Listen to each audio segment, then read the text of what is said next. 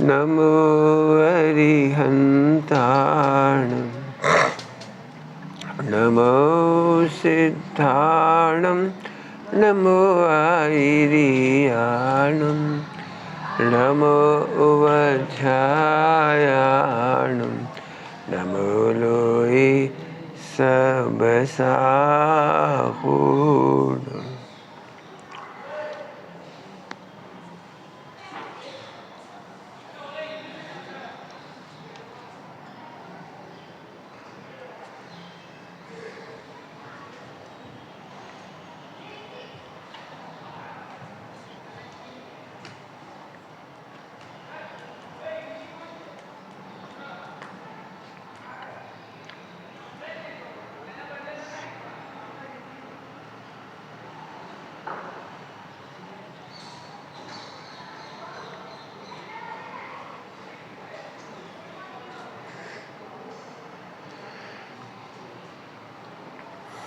नमः शमय साराय स्वानुत्याचकास्ते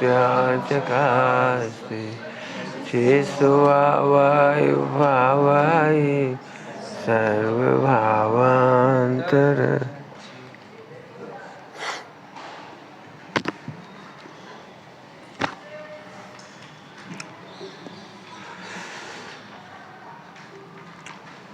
विश्व का सबसे बड़ा उपकारक उपदेश है भगवंतों का प्राग भाव प्रध्वंसा भाव। विश्व में जितने भी डिप्रेशन हैं वो प्राग भाव को भूलकर होते हैं। विश्व में जितने डिप्रेशन है, अवसाद है, हैरान परेशान है, आदमी वर्तमान का में इतना दुखी नहीं होता है जितना भूतकाल का स्मरण करके दुखी होता है। फिर से बोल रहा हूँ, आदमी वर्तमान के दुख से दुखी नहीं है। वर्तमान में अरबों रुपया है, खाने पीने को है, भोग सामग्री है, अनुकूल पत्नी है, बच्चे हैं, सब कुछ है। फिर भी भूतकाल को याद कर करके हर मिथ्या दृष्टि दुखी। आपको लगता है अंबानी परिवार दुखी नहीं? भूतकाल की बात याद कर करके दोनों देरानी जेठानी आज तक बात नहीं करती। इनने हमारे साथ क्या किया था। बस आपने देखा है, जब भी घर परिवार में लोग बैठते हैं, पापड़ बनाते समय महिलाएं बैठती हैं, बच्चे बैठ जाते हैं घरों में, तो एक ही बात चर्चा शुरू हो जाती है, बेटा जब इस घर में आए थे, बस स्टार्ट। तब तेरी दादी ने क्या किया था, तेरी ताई ने क्या किया था, एसेट्रा। ये तो मैंने एक हवाला दे दिया। आप अपने आप में भी झांक के देखो, झांक के देखो। जब जब आप ऐसे बैठे होंगे तो आप भूतकाल में जी रहे हैं। जल्दी बोलो। सामायिक में यदि आप नहीं मुस्कुरा रहे हैं, भगवान की मुद्रा के समान तृप्त तृप्त, आप भूतकाल में खड़े हो। क्या सामायिक होगी। एक सेकंड पहले गुरु ने ताड़ना दी शिष्य को, और दूसरे समय में शिष्य धन्य है। शिष्य धन्य है इसका पुरुषार्थ, क्योंकि प्रागभाव हो गया। प्रागभाव हो गया, क्या पुरुषार्थ होगा। बहुत सरल एग्जाम्पल देके समझाता हूँ प्रागभाव को। एक समय पहले की पर्याय में कोई फेरफार कर सकता है? कर सकता है? तो फिर सोचना बेकार है ना। अब खराब शब्दों में कह रहा हूं, भयंकर लड़ाई है और बहुत पुरुषार्थ है। एक समय पहले की बात को दिमाग पर नहीं रखना, ये अनंत पुरुषार्थ है। आप देख लो, अभी कभी बैठ लो, आप तो मेरे से जब बोलोगे मैं स्कैन कर दूंगा आपको। आप भूतकाल में जी रहे होंगे तो आपका चेहरा बता देगा क्या करूं, क्यों, क्या हुआ। अभी तो तूने खाया पिया ना, मजे में ने। बात तो ठीक है, परंतु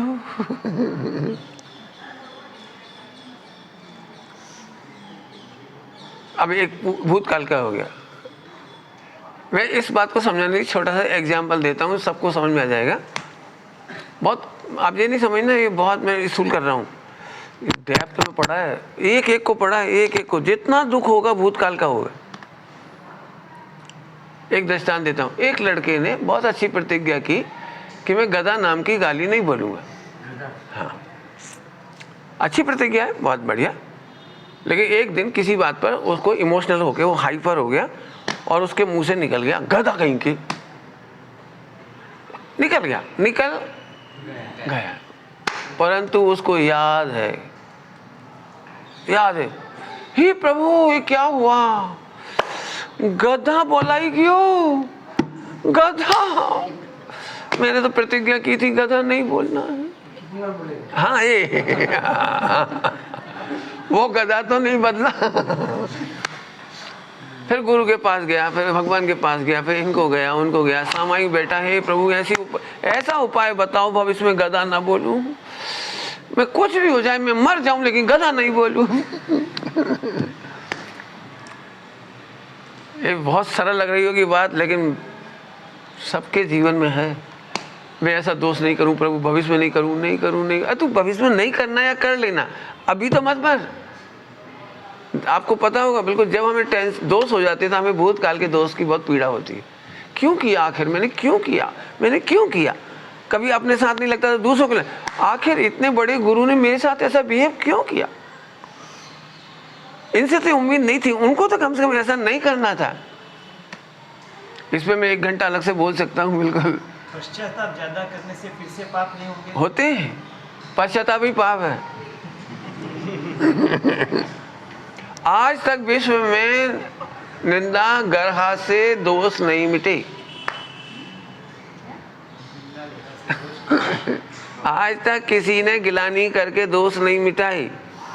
ऐसा वर्ल्ड में एक भी व्यक्ति नहीं है, आप तो साधु संत हो, ऐसा वर्ल्ड में कोई व्यक्ति नहीं है जिसको गिल्टी कॉन्शियस नहीं होता।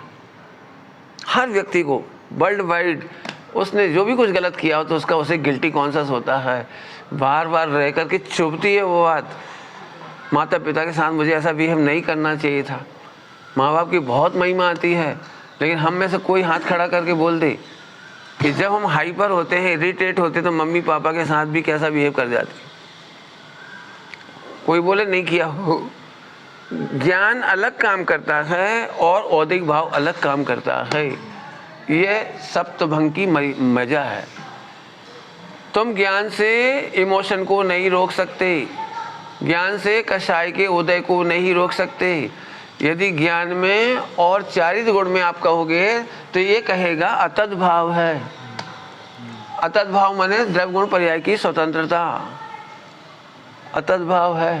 तो जो जगह जगह पर निंदा कर रहा है वो गुण कहा गया है, वो क्या है? वो लोअर कैटेगरी का अमृत है। वो नर्सरी है। मैंने कहा था कल, अपन ऊपर बैठे थे शाम को, विश्व कुंभ है। दोष करना उल्टा मत लेना, दोष का होना उतना बड़ा अपराध नहीं है जैन शासन में। बहुत धीरे धीरे बोला मैंने, दोष का होने का तो अचंभा ही नहीं है। गुणस्थान है तो दोष तो होगा, लेकिन दोष के छिपाने का अचंभा है। फिर दोष गुरु से छिपाता है, ये बहुत बड़ा अपराध है। रात को इसका भी अपन ने एग्जाम्पल लिया था, आतंकवादी वाला। दोष होने का कोई अचंभा नहीं, दोष छिपा मत। अच्छा, आपके घर में रात को 12 बजे आतंकवादी आ गया और मशीन गन लगाए खड़े आपके सामने, ऊपर AK-47, पानी पिलाओ। आपने फौरन पानी पिला दी, ठीक है, चला गया, अपनी बला कट गई। हमने पुलिस को इन्फॉर्म नहीं किया।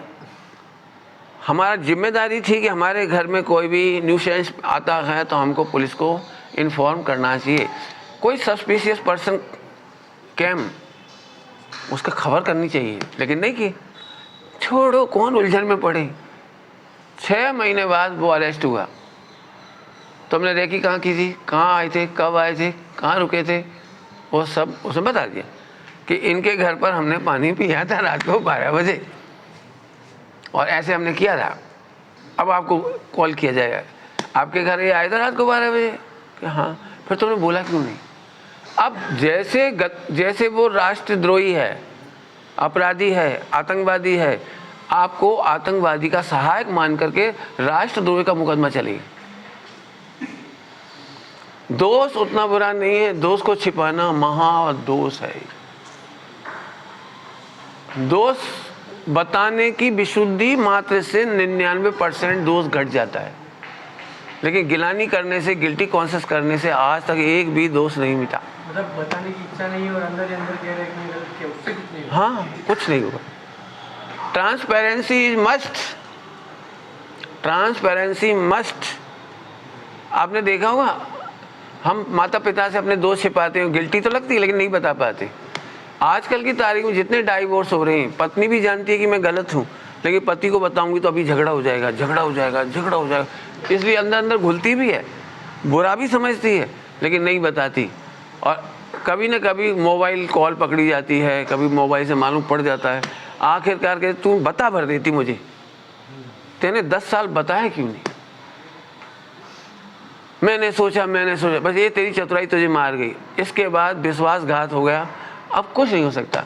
एक बार गुरु का शिष्य पर से विश्वास उठ जाए, आपकी सारी क्रियाएं निरर्थक, आपका पूजा पाठ, व्रत उपवास, जप तप, ज्ञान ध्यान आराधना बद्धू कोलैप्स। बिल्कुल बिल्कुल ऐसी बात है। यूँ समझो, वॉशिंग मशीन में आपने 5 लीटर पानी डाला, इतना पाउडर डाला, ऐसे ट्रसअप डाला और नीचे से खोल दिया, वही क्यों सब निकल गया। क्या मतलब निकला? तेने इतनी मेहनत करके किया था और एक छेद कर दिया। नहीं, मुझे ऑपरेशन नहीं करवाना गुरु से, अब मारा गया बस। गिल्टी कॉन्शियस में मैंने आज तक खूब रिसर्च की है इस बात पर कि गिल्टी कॉन्शियस से एक भी दोष नहीं मिटता। गुरु के सामने कहने के सिवा कोई रास्ता नहीं। इसीलिए तीर्थंकर दीक्षा नहीं देती। तीर्थंकर और तीर्थंकर की प्रतिमा के सामने दीक्षा लेने का विधान नहीं है। तीर्थंकर और तीर्थंकर की प्रतिमा, भगवान, इनके सामने दीक्षा लेने का विधान नहीं है, क्योंकि तीर्थंकर बीतरागी है प्रतिमा बीतरागी है। आप उनके सामने कुछ भी बोलो, वो आपको दंड नहीं देंगे, लेकिन गुरु लाइव है, बेवकूफ नहीं बना सकते वो आपको दंड देगा इसीलिए बचता है। प्रायश्चित में बहुत सारी चर्चा है, यदि प्रायश्चित ग्रंथ पढ़ेंगे तो उनमें बहुत चर्चा है। गुरु को खुश करने की कोशिश करता है वो अपराधी है।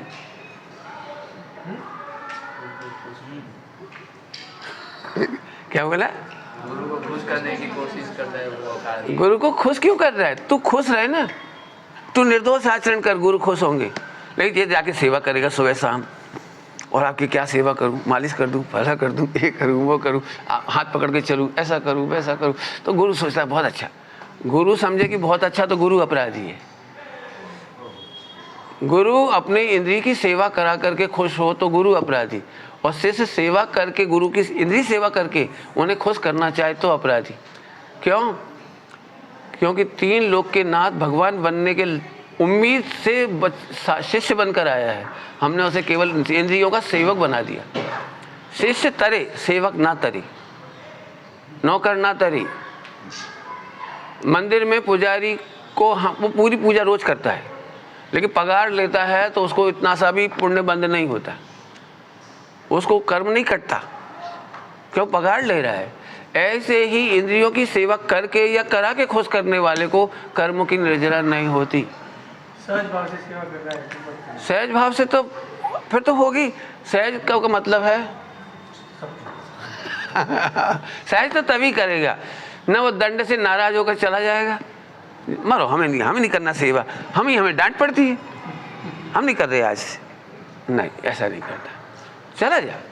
बाद में आकर के क्षमा मांग ले, प्रभु आपने तो मेरा हित चाहा, लेकिन मेरा उपयोग खराब था, मेरा मोह खराब था, आप मुझे दंड दो। सच्चा शिष्य गुरु से कभी भी सॉरी नहीं बोलता। क्या था? हाँ, सच्चा शिष्य गुरु से कभी सॉरी नहीं बोलता, वो दंड मांगता है। सॉरी बोल कर कहते सोया मेरी गलती तो है लेकिन आप छोड़ दो। क्यों छोड़े? तेने गलती करी है, पिट पिट मतलब तेरे दोस्त की ऑपरेशन करेंगे हम।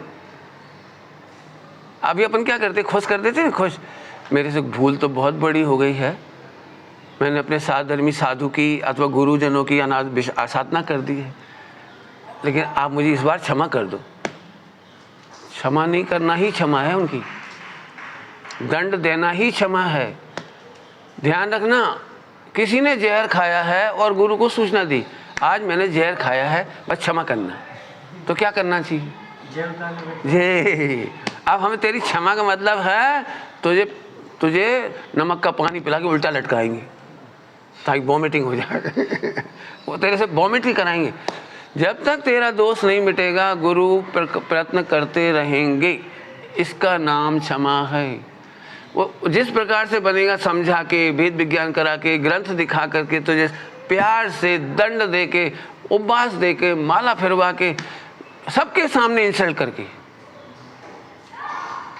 समाज के सामने भी अमुक तुम 30 फुट दूर चलोगे, समाज में हमारे साधुओं के साथ नहीं रहोगे। जैसे स्कूलों में होते हैं ना, टीचर बोल देता है इससे कोई बात नहीं करेगा।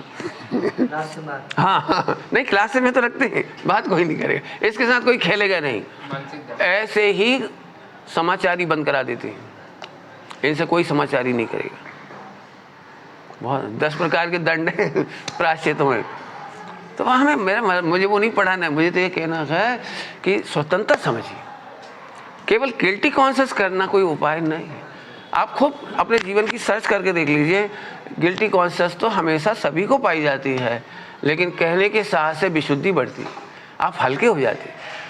आपने कभी देखा है, आपने 100 रुपये का लॉस किया, पापा को नहीं बताया, तो आप दहशत में जी रहे हैं, 1 दिन 2 दिन 1 महीना, थोड़ा खुश भी हो रहे हैं मोह के द्वारा, फिर दुखी भी होते हैं, आप महीना भर तक दबे रहे। और एक दूसरा उपाय, पिताजी के पास जाके बोला आज आई लॉस्ट 100 रुपीज़, दो दिए मेरा पिताजी ने, इतना राहत लगता है, सही है, अब आगे सॉरी पापा अब नहीं करेंगे बात, अब खत्म, अब नहीं करेंगे, बस खत्म। लेकिन वो खुश हो जाता है पनिशमेंट लेकर के, पनिशमेंट कोई बात। एक बहुत अच्छी बात बोल रहा हूँ, प्रायश्चित तो इतना प्यारा है पढ़ाने के लिए, सुन लो सभी लोग, बहुत मजा आएगा आपको। जो गुरु को सामने अपने दोष कहता है तो उसका कर्म फल अनंतवा भाग भोगना पड़ता है, और नहीं कहता है तो अनंत गुना भोगना पड़ता है। करना नहीं हो गए, अनंतानुबंधी में कन्वर्ट हो गया तो अनंतानुबंधी हो गया वो। प्रभु तुझे नहीं खबर, तो कितनी दीनहीन पर्याय में चला जाएगा अपने दोष छिपा करके। इसलिए जिंदगी में अपने दोष कभी नहीं छिपाना, उसकी ताड़ना से नहीं डरना, वो तेरा ऑपरेशन है।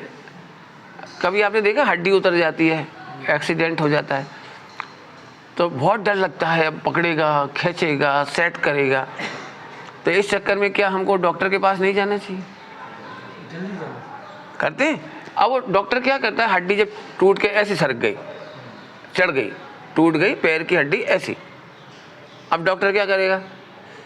हाथ लगाते ही दर्द हो रहा है तो डॉक्टर क्या करता है, पकड़ो इसको, पकड़ो, 4 जने पकड़ो इसको, खींचो, मरा, चुप, चुप, एक झटके में से बहुत सारू थी गयो। पहले कैसा लग रहा था? देखने वाले को लग रहा था गुरु कितना क्रूर है। 1 सेकंड बाद बोला प्रभु तारू अनंत उपकार है। बिल्कुल ये समझना, दीक्षा ली ही दोष मिटाने के लिए है, जानकारी बढ़ाने के लिए नहीं। जानकारी नहीं हो तो चलेगा, जानकारी शास्त्रों की 0 हो, कोई टेंशन नहीं। मैं आत्मा हूँ और देह गुरु की है, गुरु जो करे सो करे। गुरु ने मुझे प्रभु बताया, इसका अनंत उपकार, शरीर आपका है, आप करो जो करना करो। मैं तो एक ही माला फेरूंगा, हूँ प्रभु छू, हूँ भगवान छू, हूँ गायक छू, बाकी आप जानो। आपको याद होगा, आपको जरूर पक्के में याद होगा, बुजुर्ग लोग होंगे ना उनको याद होगा। पहले ज़माने में स्कूल भर्ती करने जाते थे, पहले दिन तो मास्टर को एक बात बोलते थे कि इसकी हड्डी हड्डी हमारी और चमड़ी चमड़ी तुम्हारी।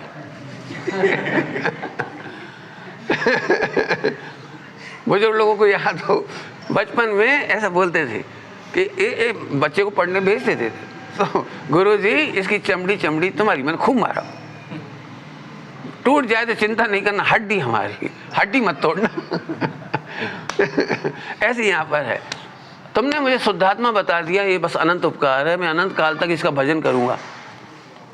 बाकी इसका आप जानो, मैं तो आपको इन्फॉर्म करूँगा कि आज मुझे डकार आई थी, आज मुझे एसिड बन गया था, आज मेरे ऐसा सिर दर्द हुआ, मैं तो आपको बोल के छुट्टी।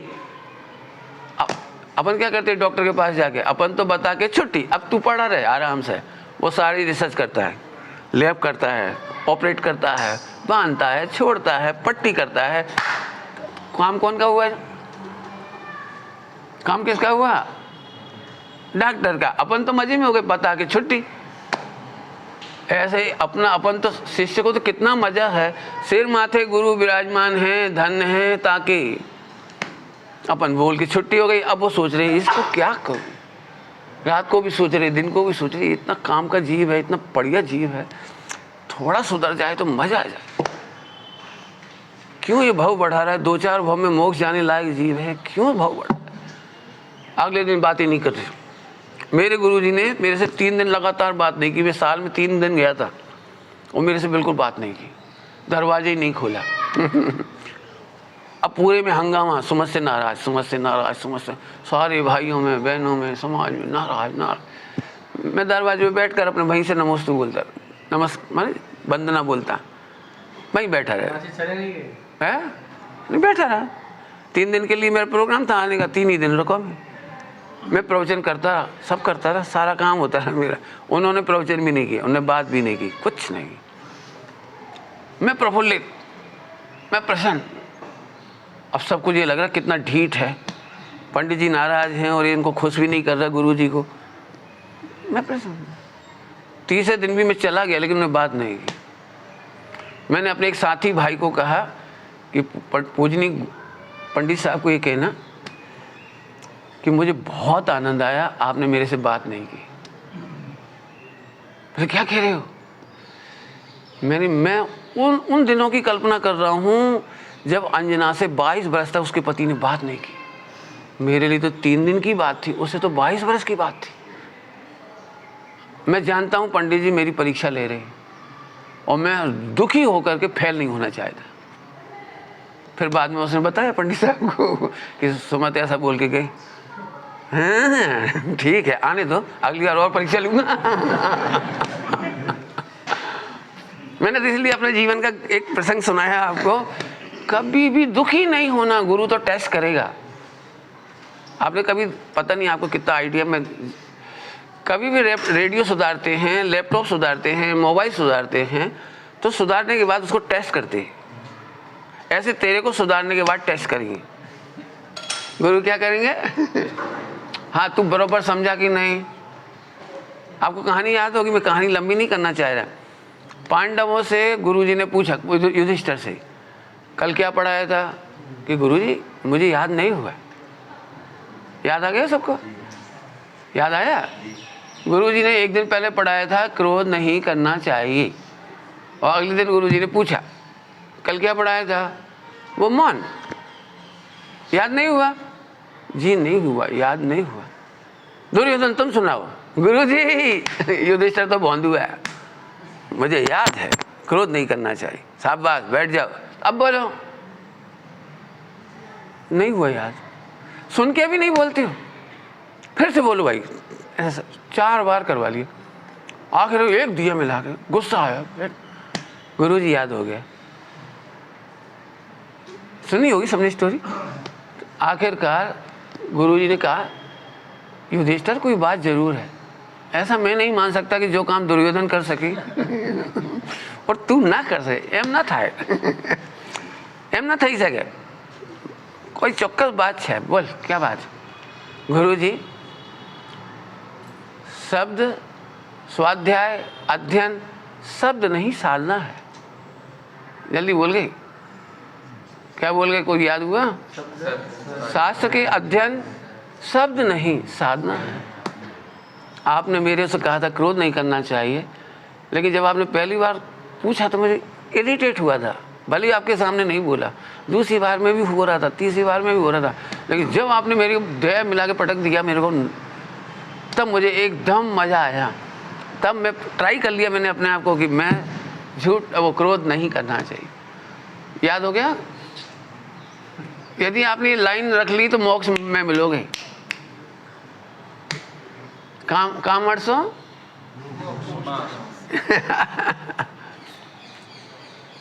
बहुत अच्छी है। फिर से शास्त्र का अध्ययन शब्द नहीं साधना है। साधना करो। साधना मतलब कभी दुखी नहीं होना, नहीं होना, नहीं होना। गुरु तो सब तरह से परीक्षा लेंगे, बरोबर। चलूँ अब तो आगे, अपन बहुत ज़्यादा दूर बह गए, वापस आ जाते हैं। भूतकाल के सारे डिप्रेशन प्राग भाव को भूलकर होते हैं। दूसरा, अब प्रध्वंस स्वभाव। भविष्य काल की सारी प्लानिंग बेवकूफ बनाते हैं। नंबर 1 का बेवकूफ बनाता है। जो वर्तमान में जीते हैं उनका मोक्ष होता है, क्योंकि वर्तमान भविष्य की रचना करता है। क्या बोला? क्या बोला? हाँ, तो बेवकूफ है ना। ऐसे जिनको एक कहानी पढ़ी होगी सबने, मैं पूरी नहीं सुनाऊंगा, केवल नाम सुना रहा हूँ। 2-3 नाम बड़े फेमस हैं वर्ल्ड में। मुंगेरी लाल, एक क्या नाम था पुराना? वो शेख चिल्ली। नहीं, बहुत बड़ा आदमी बनना है, बहुत बड़ा काम करना है, माता पिता की सेवा करना है, माता पिता को दुख नहीं देना है। ढोर, पढ़े नहीं, लिखे नहीं, काम करे नहीं, तू क्या करेगा? ऐसे ही मोक्ष की प्लान बनाना, 14 गुणस्थान का प्लान बनाना मिथ्या दृष्टियों का काम है। मैं बहुत जल्दी ऐसे कर लूंगा, ऐसा तेरे कर्तव्य आ गया। 14 गुणस्थान का तू करता नहीं अकर्ता है, और कर्ता का प्लान बना रहा है, ये मिथ्या दृष्टि है। पर देख लेना, मैं बिल्कुल थिर होकर के केवल ज्ञान ले लूंगा। अरे ले लेते तो आदिनाथ ले लेते, तू क्या लेगा? नहीं पंडित जी, आप ऐसा कोई उपाय बताओ मैं मर पच करके। ऐसे डायलॉग बोलने वाले हीरो बहुत हैं। आप तो गुरु आज्ञा, एक तान दिन हो गया रात, मैं मर करके भी आप मुझे बताओ उपाय, मैं कैसे जीतूं इस विकल्प को, विकार को, मनोविकार को, फला को। हाँ, कौन है ये? कौन बता रहा है? मैं नहीं बता रहा हूं। प्रध्वंस भाव कह रहा है। अब मैं फिर से बताता हूं आपको। जब 3 काल की पर्याय खचित है, द्रव्य गुण पर्याय की स्वतंत्रता, जब 3 काल की पर्याय खचित है तो 14 गुणस्थान खचित है, तो तू क्यों प्लान बना रहा है? प्लान बनाने वाला आनंद नहीं ले पाता, इसलिए वो पुरुषार्थ नहीं कर पाता। तेरा आनंद कर, बस आनंद करना पुरुषार्थ है, बाकी होने योग्य सब हो जाएगा। एक सरल लक्ष्य रखना चाहिए कि लक्ष्य वर्तमान में ध्रुव का रखो, बस एक काम, एक मार्ग, नान्यथा साध्य सिद्धि। શું કીધું? हाँ, नान्यथा कुछ मत करो ना। कितना सरल काम है। वर्तमान पर्याय में तू ध्रुव है, प्रभु है, गुरु, जो तो समझ में वो समझ, बस अनुभव कर। प्लान बनाने की जरूरत नहीं। जैसे मैं समझाऊं, आपने कभी अपने बुढ़ापे का प्लान किया कि इसके बाद बाल सफ़ेद कर लेंगे, फिर इधर थोड़ा दांत गिरा देंगे, एक आध हड्डी तोड़ लेंगे, फिर 80 में ऐसा करेंगे, 90 में ऐसा करेंगे, 100 में करेंगे तो गंजा कर लेंगे, ऐसे सोच। थोड़ा फेफड़े ऐसा कर लेंगे, थोड़ा हार्ट ऐसा करेंगे, थोड़ा लीवर ऐसे करते हैं। इतने से बच्चे का तो करते ही होंगे आप। इतना सा बच्चा होता तो मम्मी पापा रोज प्लान बनाते होंगे, एक तो इसकी नाक थोड़ी लंबी करनी है, ओंठ ऐसे करनी, कान ऐसे करने, फेफड़े ऐसे करने, ऐसे कुछ करते हैं। केवल वर्तमान में जीते हैं, फ्यूचर આપોઆપ ઉદિત થઈ જાય છે। 14 गुणस्थान આપોઆપ ઉદિત થઈ જાય છે। बनारसी दास जी ने लिखा है, उदय प्रतिज्ञा को भयो हाँ, उदय होता है। प्रतिज्ञा लहरी नहीं है, प्रतिज्ञा का उदय होता है। अब इतना धैर्य चाहिए, 1000 वर्ष का धैर्य चाहिए। कौन से काल में? तीसरे काल में। आ तो पंचम काल छे, धैर्य और रखो। तुम सही रास्ते पर आ गए। अब झपट नहीं करो, जल्दबाजी नहीं करो, सब काम सही हो जाएगा। जो थोड़ी छोड़ पूरी को धावे और थोड़ी मिले ना पूरी पावे, 2 ही दिन से गया बेचारा। अब ये तो सरल हो गया ना मार्ग, मैंने कठिन थोड़ी किया। मैं तुमसे कहता हूँ बेटा प्लान बनाओ तो मुसीबत थे। आपने अपने दूसरी बात कहता हूँ, एक बात पूरी हो गई। प्लान बनाने वालों के पास जैसे फ्यूचर भविष्य भूत बनता है, उनके पास डिप्रेशन आ जाता है। क्या बोल रहे? भविष्य का प्लान बनाने वाले भविष्य बीतने के बाद माने भूत आ जाता है तो उनके पास डिप्रेशन होता है। ऐसा किया नहीं। हाँ, एक डायलॉग बोल देता हूँ बहुत छोटा सा, आप सब जगह लगाना उसको। क्या सोचा था શું કરવું હતું, છોકરા માટે કેટલું પ્લાન કર્યું, છોકરી માટે દીકરી માટે શું प्लान करेगा वो। मेरे ज़िंदगी में एक बहुत मज़ेदार बात यही रही है, इसके पढ़ाई आने के बाद मुझे बहुत मज़ा। आप कोई विश्वास भी नहीं कर सकता, मैंने कॉलेज में कभी पास होने के लिए पढ़ाई नहीं की। मैंने पेपर में ऐसा नहीं किया इसमें इतने नंबर आएंगे, इतने आएंगे, इतने आएंगे, फर्स्ट आएगा, सेकंड आएगा, इस साल 60 है तो अगले साल 70, कभी नहीं सोचा। और हमारे पिताजी 8वीं पास थे, उन्हें केवल पास होने से मतलब था, उन्हें कोई मतलब नहीं था तू पास हो जाए बस। तो उन्हें तो कोई फ़र्क पड़ता नहीं था, तो उनका रैंकिंग वाली टेंशन नहीं थी। घर घर में रैंकिंग की टेंशन है आजकल। तो मुझे बहुत मज़ा आता। एक साल में 60+ हो गया, अगले साल 57 रह गया। पिताजी कोई प्रॉब्लम नहीं, मुझे भी कोई। लेकिन एक ही चीज़ सोची थी बहुत अच्छी, जो मेरे इसमें भी काम आई। मेरे कॉलेज की पढ़ाई का तरीका ये नहीं था कि मुझे IMP सेट करना है। मैंने IMP का प्लान नहीं किया, पेपर प्लान नहीं किया, परीक्षा में क्या आएगा नहीं आएगा मुझे इससे कोई मतलब नहीं है, परीक्षा में मैं क्या लिखूंगा इससे मुझे कोई मतलब नहीं है। केवल एक लाइन था, एक सूत्री कार्यक्रम, 100% सब्जेक्टिव कमांड। तो मैं 100% सब्जेक्टिव कमांड से पढ़ता था और वही मेरे यहाँ काम आ रहा है। आज की तारीख में जितना सब्जेक्ट मेरे पास है आप कहीं से पूछो, मुझे कोई टेंशन नहीं। आप मेरे से अध्यात्म पूछोगे तो मेरे से साधना निकलती चली जाएगी।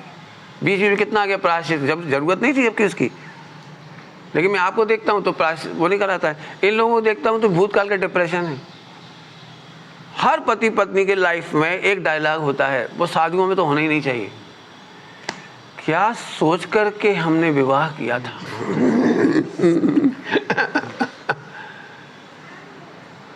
इंग्लिश में बोल देते थोड़ा सा अच्छा लगता है, हिंदी अच्छी नहीं लग रही। मैंने ऐसा नहीं सोचा था। ऐसे साधुओं को नहीं होना चाहिए, मैंने ऐसा नहीं सोचा था। मैं इसका उत्तर देता तो सोचो ना, कौन ने मना किया है। पहले सोचो कपड़ा कुटेगा, बोलो धुलवाना नहीं समझे। शिष्य गुरु के द्वारा कूटा जाता है, कूटना है बोल, बिना कूटे तो साफ कपड़ा नहीं धुलेगा। गुरु हाँ, गुरु मैल को कूटते हैं, कपड़े को नहीं कूटते। कपड़ा है आत्मा, उसे निर्मल कर देते हैं और मैल को कूट करके निकाल देते हैं। ब्रश मारते धार धार धार धार। चुप।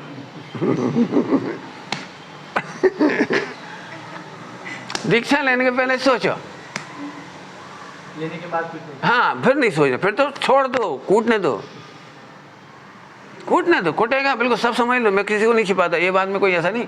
आज कह रहा हूँ, मेरे पास पहली शर्त है भगवान बनना है। पूछ लो कभी किसी से, मैं पहली बार कोई आएगा मैं पूछ भगवान बनना है, बस डिवोट हो जाओ। क्या होगा मुझे नहीं पता, मैं कुछ भी कर सकता हूँ, कुछ भी नहीं तो जाओ, हमें कब मना कर रहे। आप तो चाइनीज मार्केट में बहुत माल है, जाओ कहीं जाओ।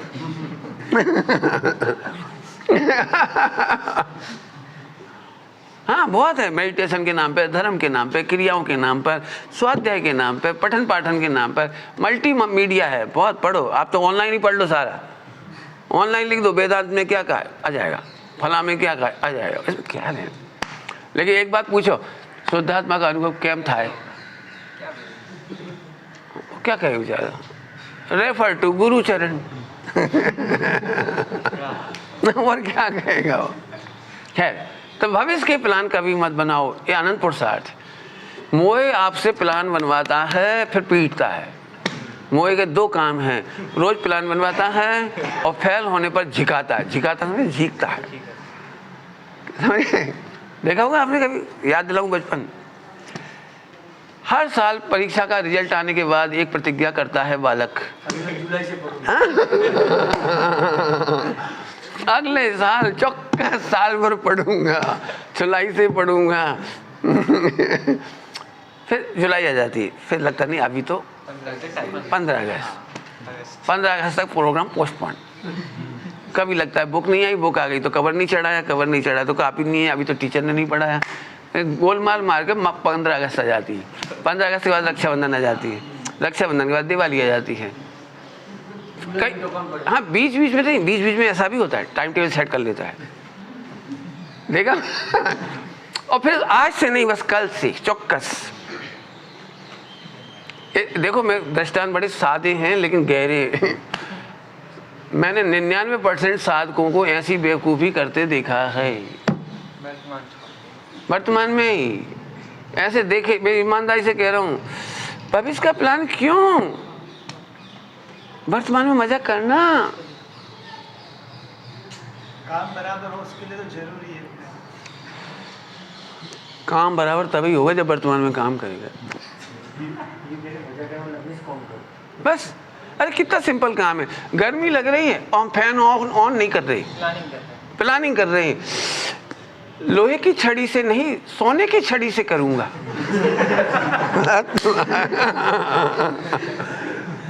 लकड़ी तो ठीक नहीं, लकड़ी नहीं। हाँ, चौगड़िया, मुहूर्त ठीक नहीं है, मुहूर्त में करिए, मरो जा। आत्मार्थी, सुनना, बहुत खतरनाक बात के बोल रहा हूँ, बहुत ही खतरनाक, बम पटक रहा हूँ, ये समझो। देखो, हमें इसने है ना, ये शब्द है ना, इसने बहुत ही आज़ादी दे रखी है, बम पटक दी। मैं जानता हूँ 99% किले गिरेंगे इससे, एक ही बम में। जैन शासन के सप्तभंग में चौगड़िया, मुहूर्त, वास्तु, इनका कोई रोल नहीं है, कोई रोल नहीं।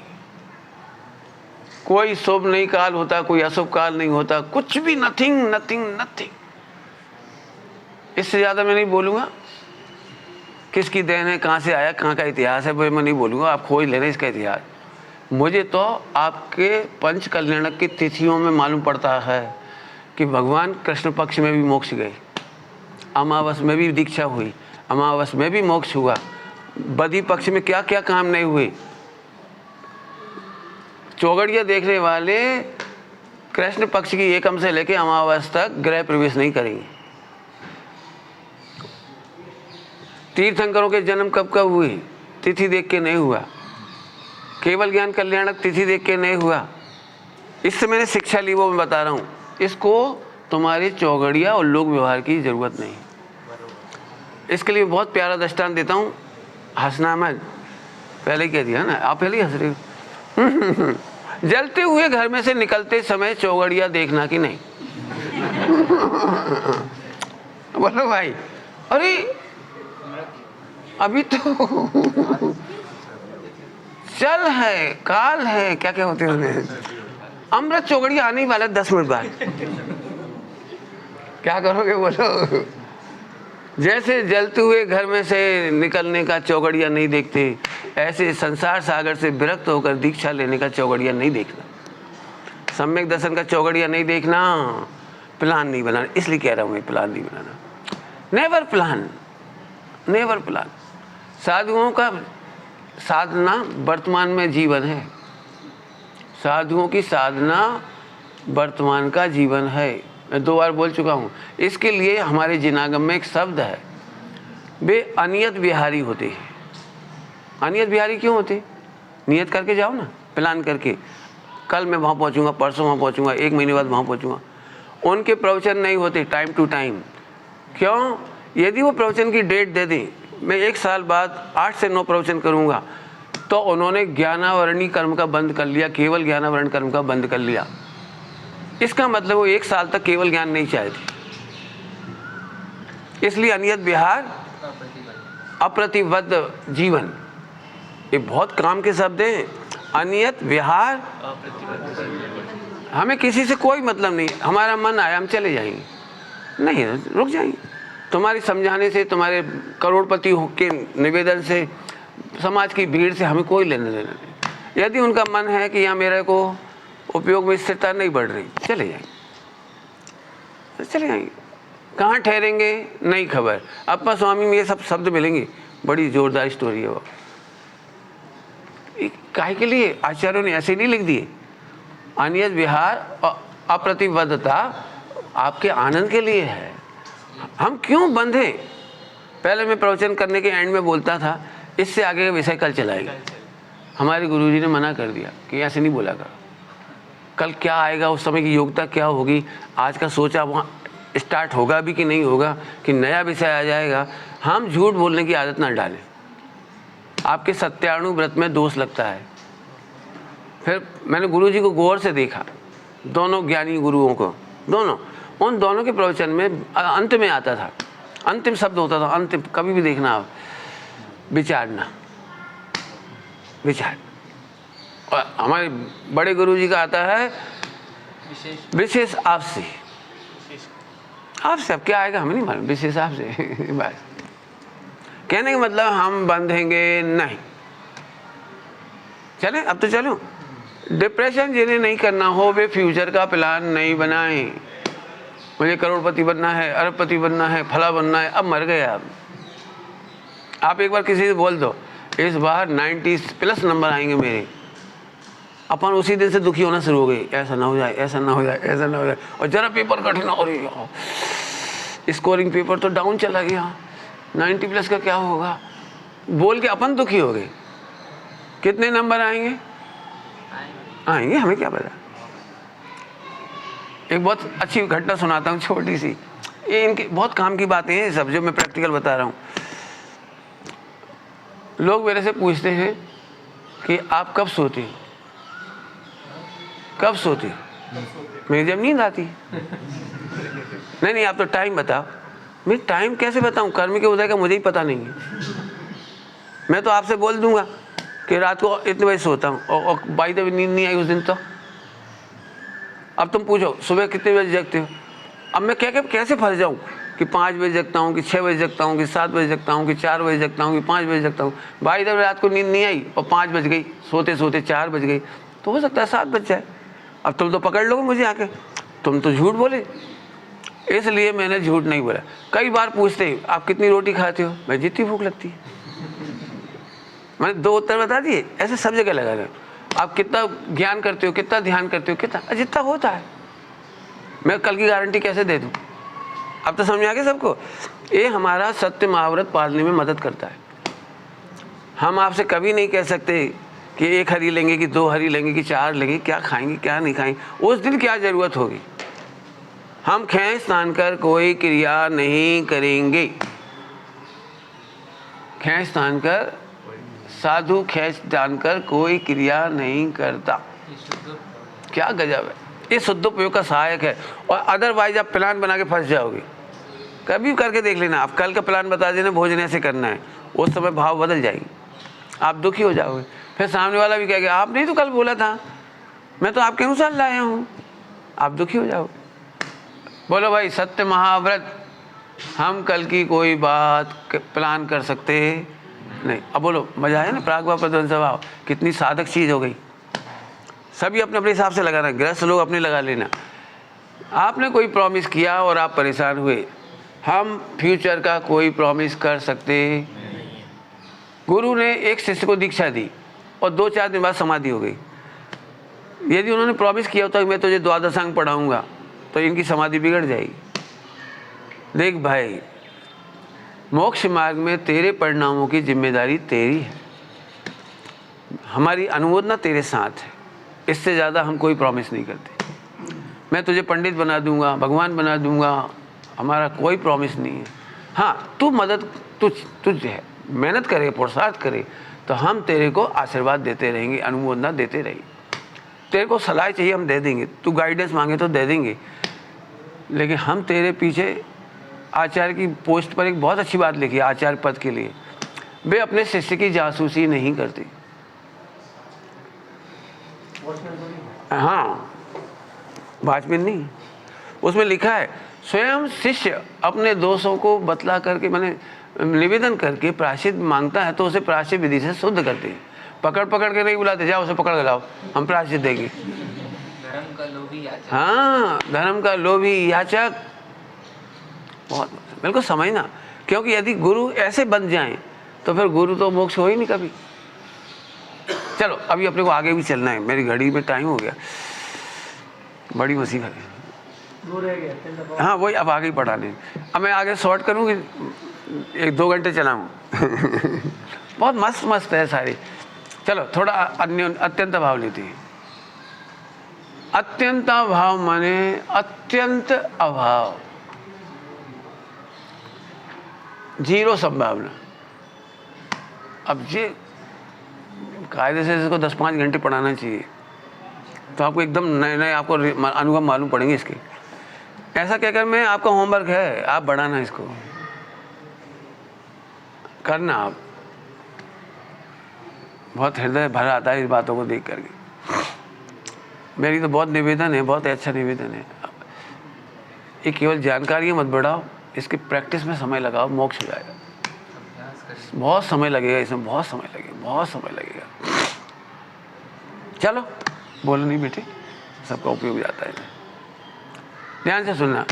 अत्यंत अभाव कर्म जीव को 1% भी दुखी नहीं करता, क्योंकि उसका जीव में अत्यंत अभाव है।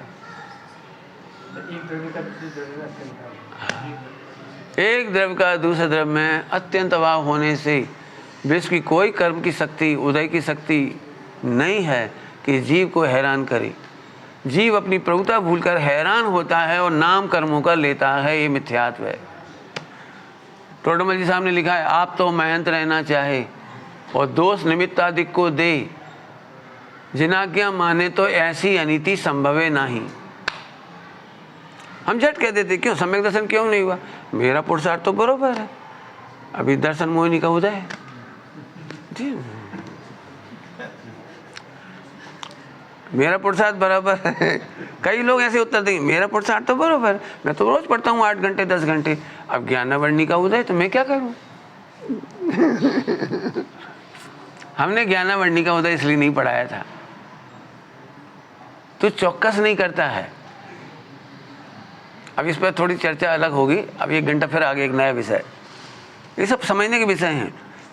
ज्ञानावर्णी के उदय में क्या होता है और क्या नहीं होता, 1 घंटे का अलग विषय है, याद दिला देना मेरे को, तो फिर 1 घंटा का भी चलाऊंगा जब भी फुर्सत होगी अपने पास। हालांकि समय कम बच गया है, फिर भी जितनी बच सके अब चलेगी। ज्ञानावर्णी कर्म का उदय जीव को बंधन का कारण नहीं है, उदय बंध का कारण नहीं है, क्षोभ बंध का कारण नहीं है, और छाई भाव तो सवाल ही नहीं है। इतने का नाम है ज्ञानावर्णी कर्म का सम्यक क्षयोपशम।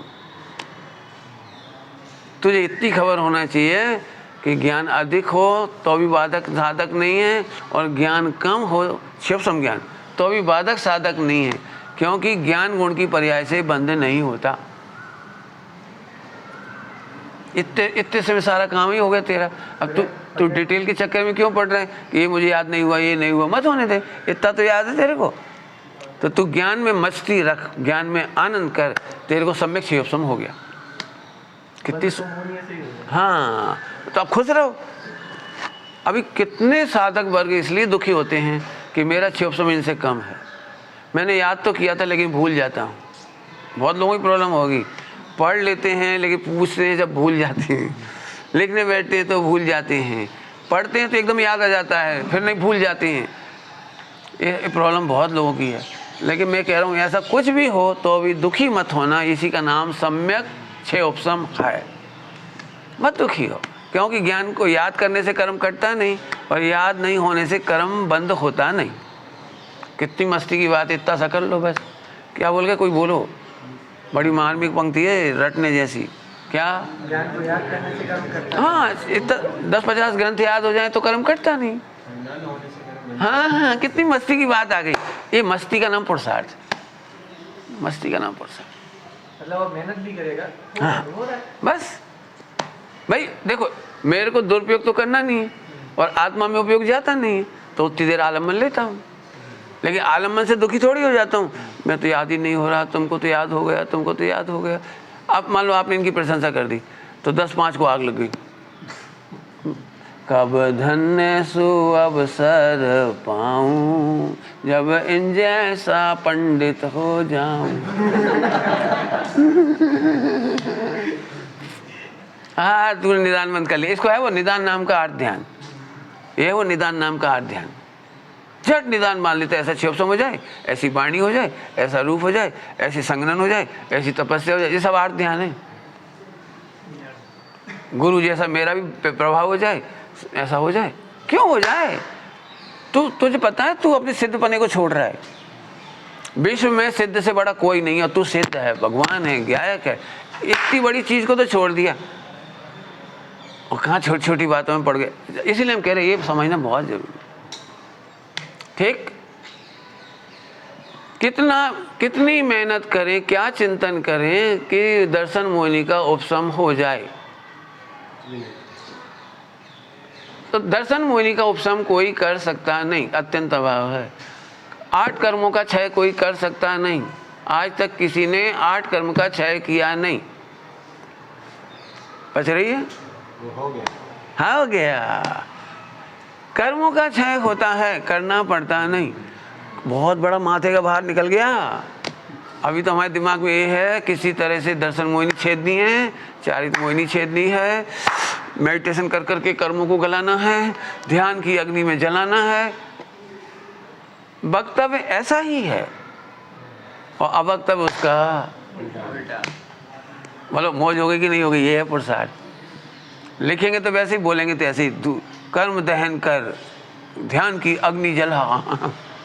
लेकिन खरे खर देखा जाए, नो टेंशन, मस्ती करते करते करते सब कट गए। अब बोलो कितना सरल मार्ग है इससे।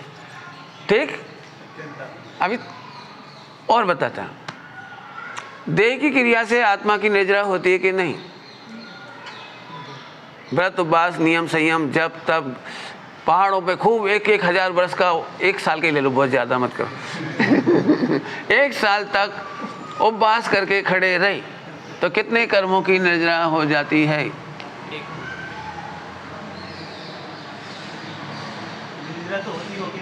निजरा होती है लेकिन करते नहीं। इससे क्या फायदा हो गया कि हम कर्मों को पढ़ करके भी, करना नहीं पढ़ करके भी प्लान नहीं बनाएंगे कि अमुक अमुक प्रकृति को हटाना है, अमुक को लाना है, अमुक को करना है, ऐसे करना है। एक भयंकर तो नहीं कहना चाहिए, संभल के रहना सब लोग, बम पटक रहा हूं। तीर्थंकर प्रकृति बांधने के लिए क्या करना चाहिए? कुछ भी नहीं। वेरी गुड, बहुत बढ़िया। भाई साहब लिखा है वात्सल्य, जगत वात्सल्य, उससे तीर्थंकर प्रकृति बंधाती है। तीर्थंकर प्रकृति केवल 24 लायक जीवों को ही बनती है, सबको नहीं बनती है। तीर्थंकर और जो जितने केवली होते हैं ना, सबके पास वात्सल्य ही होता है, और जितने गुरु होते हैं सबको वात्सल्य ही होता है। मतलब जिनकी योग्यता होती है ना, उनको ही तीर्थंकर प्रकृति बनती है। लेकिन अपन जब पढ़ाते हैं 16 कारण वगैरह, तो उसमें यही कहते हैं खूब वात्सल्य करो, इसे तीर्थंकर होंगे। खूब करुणा करो, जगत का कल्याण हो, जगत सुखमय हो, जगत का भला हो, जगत आनंद रूप हो। अपन, और इसको क्या लग रहा है मैं ऐसे ऐसे बोल रहा हूँ, यहाँ से तीर्थंकर प्रकृति आ रही है।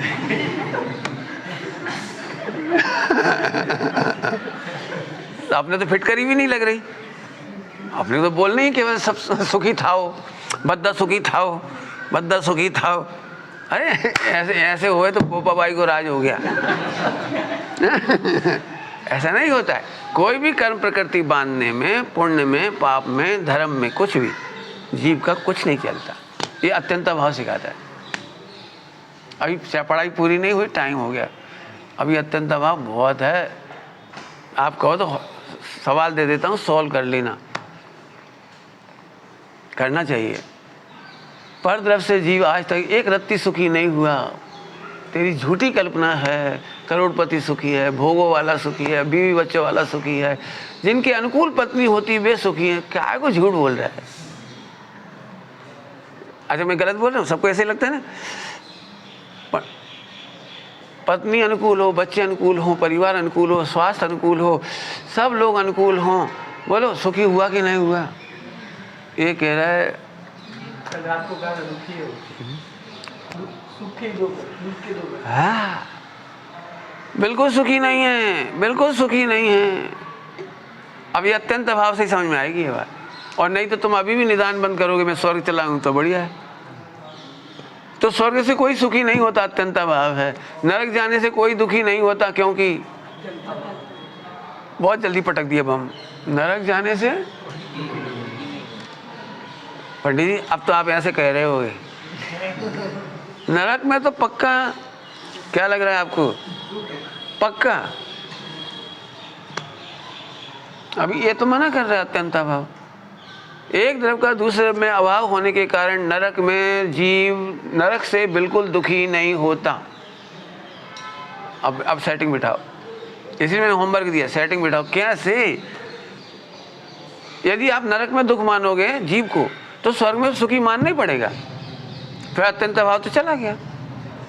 खैर नरक में जीव दुखी नहीं है, लेकिन व्यवहार नहीं से जो नहीं समझते उनको क्षेत्र का उपचार करके समझाते हैं। एक्चुअली नरक में कोई दुखी नहीं होता, दुखी जीव नरक जाता है। तो इधर का तो समझा नहीं सकते, इधर का तो समझा नहीं सकते, तो वहां तो दुखी दुखी होता है, पक्की बात है। तो इसके दुख का उपचार क्षेत्र में कर दीजिए। एक दृष्टांत देके छुट्टी, स्वर्ग भी आ जाएगा इसमें, नरक भी आ जाएगा, दोनों।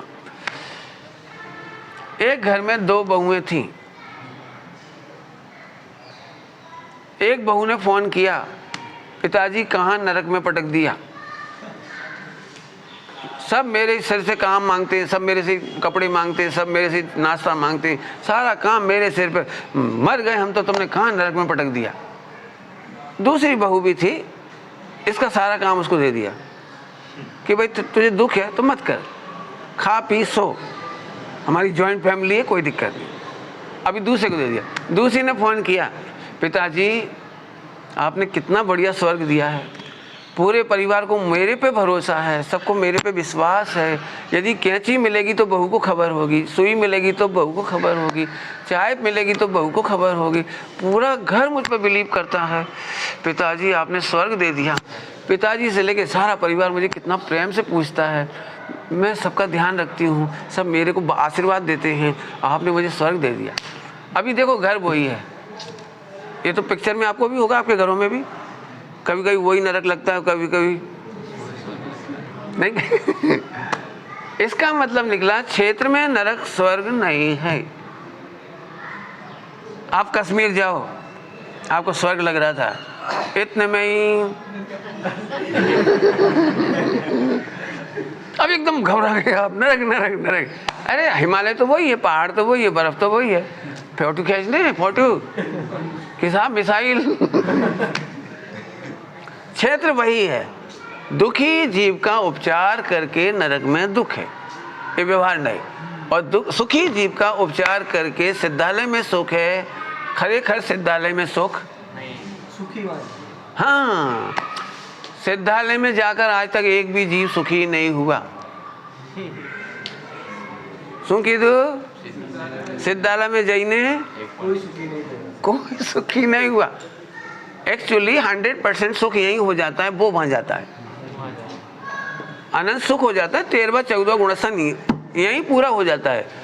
अब तो जाते हैं बस, हमने क्या लगता है, हे भगवान मैं सिद्धालय जाऊं, हे भगवान सिद्धालय जाऊं। तो जो जीव सिद्धालय का प्लान करता है उसका नाम निदान बंद है। निदान नाम का अर्थ ध्यान का बंद है ना? आठ ध्यान है ना, 4 निदान। इसके फल में जीव सिद्धालय में चला जाता है, लेकिन निगोदिया बन के। किस रूप में? ओहो, जिस प्रदेश में अनंत सुख भोग रहे उन्हीं प्रदेशों में, उसी प्रदेश पर, वहीं पर अनंत निगोदिया जीव अनंत दुख भोग रहा है। वही 45 लाख की सिद्ध शिला पर एक एक जीव अनंत सुख भोग रहा है, एक एक प्रदेश पर आनंद कर रहा है, और वहीं अनंत जीव राशि निदान बन के गया मुझे सिद्धालय चाहिए, सिद्धालय, तो वहीं जाके दुखी होता है। इस तत्व ज्ञान ने हमका निदान नाम का आर्त ध्यान छोड़ा दिया। कौन सा लाभ हो गया आज? प्लान बनाना निदान बंद है, प्लान बनाना निदान नाम का आर्त ध्यान है। मैं जानता हूँ आज बहुत सारे बम पटक दिए आपके ऊपर नहीं, मोह के ऊपर। मजा करो, मजा, वर्तमान में मजा करो, मजा। शरीर सुखाई क्यों? मजा, मैं भगवान आहू नहीं, मजा कर।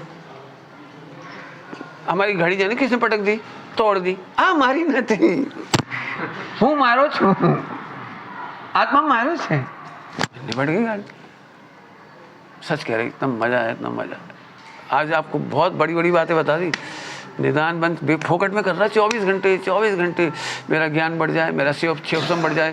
मेरे प्रवचन सुनने के बाद कई लोग दुखी होकर मिलते हैं, विद्वान लोग।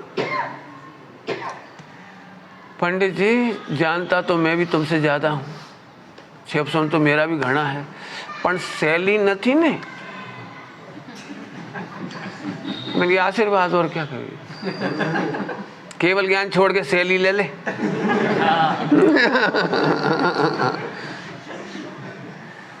बहुत लिखना, बहुत, ये सच कहता हूँ आपको, जो समझो 6ठे गुणस्थान पर्यंत काम आएगा ये वेद विज्ञान, 6ठे गुणस्थान पर्यंत। मोक्ष की तो इच्छा रखनी चाहिए ना, मोक्ष की तो इच्छा त्याज्य है। जिसकी इच्छा होती है उसका अनुभव नहीं होता, नियम, सूत्र है, नियम है, पढ़ो आप, उठाओ। मैं तो बहुत डिटेल नहीं बोल रहा हूँ। जिसकी इच्छा होती है उसका, जैसे एक पति पत्नी है और वो पति पत्नी से कह रहा है मेरी इच्छा है कि तू मेरी पत्नी बन जा, तो अब इच्छा क्यों कर रहा है? इच्छा कर रहा है इसका मतलब ये निकला कि वो पत्नी नहीं अनुभव कर रहा है। अरे जब पत्नी अनुभव कर रहा है तो इच्छा क्यों? शक्कर में से मिठास की इच्छा कौन करता है, बोलो? तो आत्मा में से परमात्मा की इच्छा कौन करे? गांडो कहवाए। जल्दी बोलिए। अब मैं तो बम ऐसे ही पटकता हूँ, मैं क्या करूँ? प्रार्थना में इच्छा रूपी है। कमजोरीમાં થાય છે પણ પુરુષાર્થ નથી, પુરુષાર્થનો ઘાતક છે। શું કીધું?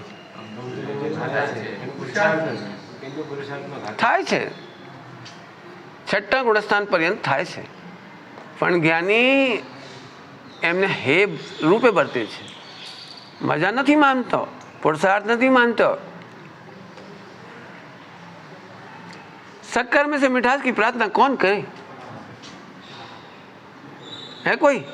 शक्कर डालने वाले, हे शक्कर देवता, हे पारसनाथ भगवान, आपकी कृपा।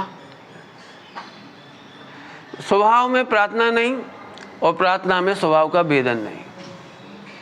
प्रार्थना के अभाव में स्वभाव का भेदन होता है, अर्थात स्वभाव का भेदन करने पर प्रार्थना का अभाव हो जाता है।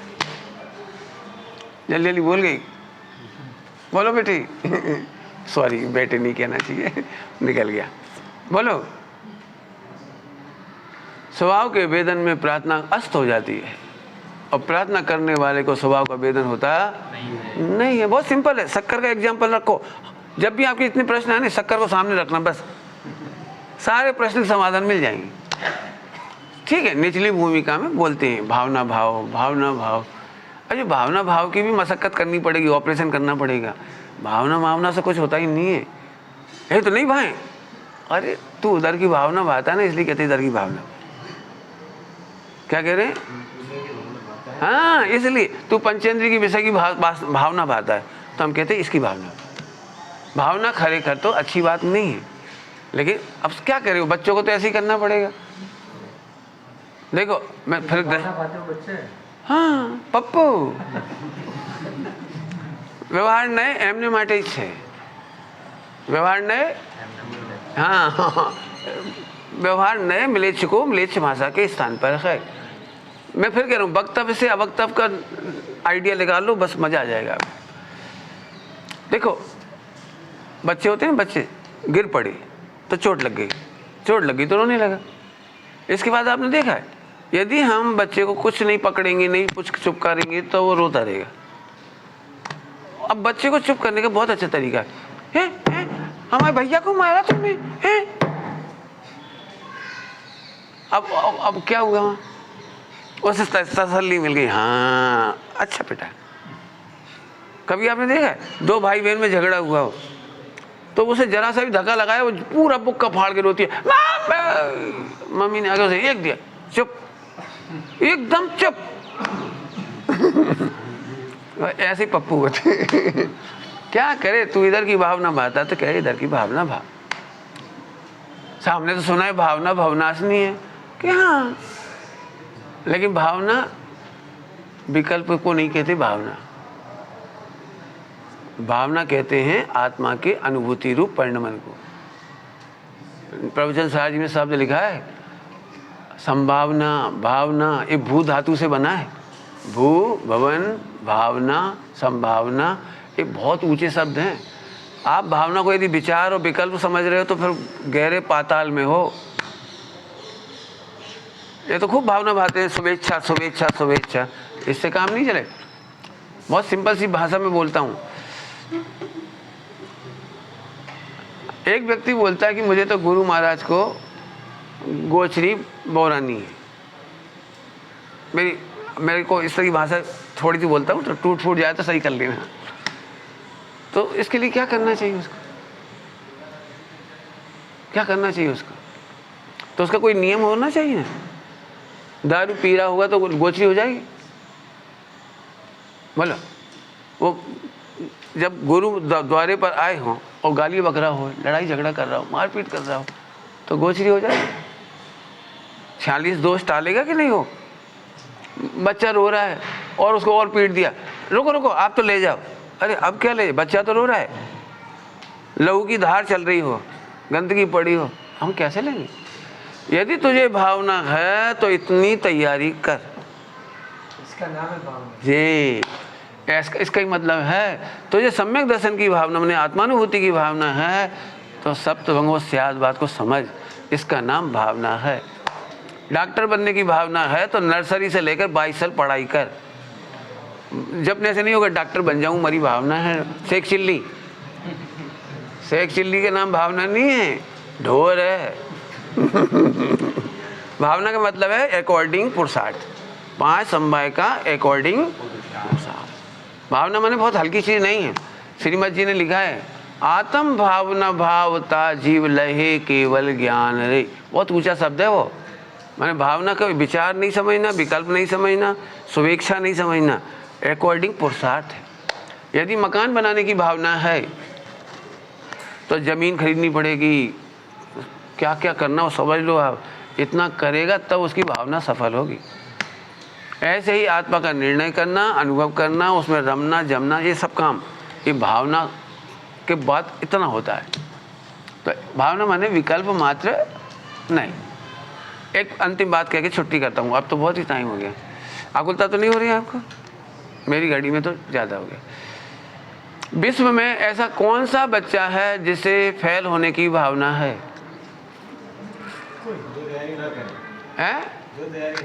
नहीं, भावना, जिसको आप भावना समझते हो। अपन पूरे वर्ल्ड में जाओ, पूछो बच्चों से, बच्चों हैंड्स अप, इस साल कौन कौन फेल होगा? है ना, ऐसे ही होगा ना, कोई नहीं करेगा। अब उल्टा प्रश्न पूछते, बच्चों वर्ल्ड वाइड आप में से कौन कौन टॉप पास होना चाहता है? तो सब कर देंगे। इसमें कौन हिंग लगती है? इसमें क्या मेहनत लगती है? सारे बच्चे। अभी मैं पूछूं कौन कौन मोक्ष जाएगा? ओके। नरक जाने की भावना कोई करता है? ग्रंथ में लिखा है जिसके पास नरक का कारण तत्व विद्यमान है उसके पास नरक की भावना है। भावना कोई नहीं करता। और नरक का कारण तत्व क्रोध है, कषाय है, जो क्रोध को मुख्यता से नरक का कारण लेती है। परिग्रह है, बहु आरंभ है, परिग्रह है, तो कारण तत्व विद्यमान है, वो तेरे भावना को बताता है। भावना से हमें कोई मतलब नहीं, सीधे सीधे भावना नहीं करते मेरे नरक जाना है। अब सोचो, सीरियस बात कह दी बहुत बड़ी, कर्णान योग से 84 लाख योनियों की भावना करने वाला 84 में जाता है, और एक ध्रुव की भावना करने वाला मोक्ष जाता है, बाकी सब 84 में जाती है। जल्दी बोल गए, बहुत जल्दी बोल गए, क्या कह गए? एक इसकी भावना वाला ही मोक्ष जाता है, एक एक एक एक। भगवान की भक्ति वाला भी मोक्ष नहीं जाता, ग्रंथ पढ़ने की भक्ति वाला, इच्छा वाला भी नहीं जाता, केवल एक। बाकी स्वर्ग चले जाएंगे, इधर जाएंगे उधर जाएंगे। 84 की भावना मत भाव, एक की भावना भाव। भावना का समझ गए होगे? विचार करना। ओम नमः शिवाय।